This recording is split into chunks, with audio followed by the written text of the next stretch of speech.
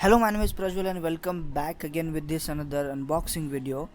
Today we have this Vivo's mid-range phone to unbox. This is Vivo T1 4G device. This isn't a 5G phone that I'm unboxing, but this T1 also comes with 5G variant. I would prefer Redmi's phones in this price range because they comes with good processor and 5G capabilities also. This device comes with 44 watt fast charge Snapdragon 680 6nm architecture processor and 6.44 inch of 1080p AMOLED screen and has a 409 pixels per inch density and 5000 mAh of battery.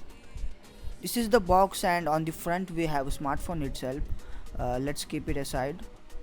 We do get one clear case with this phone, some paperwork, a USB to Type-C cable, adapter of 44 watt and a SIM ejector tool.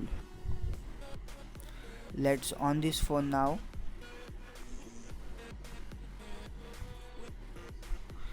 As you can see guys, this phone runs on Android 12 and Vivo's Fun Touch OS, 2.4 GHz Snapdragon 680 octa-core processor and 4GB of RAM plus 1GB extended RAM. Extended RAM means it borrows 1GB RAM from your internal storage if your 4GB is already used up by multiple apps. In this price range you can get very solid specifications if you consider some other brands like Redmi and all. This phone has ultra game mode. I don't think people would buy this phone to play games. Looking at its specifications, this device also has in-display fingerprint. Let's check how bright this phone can go.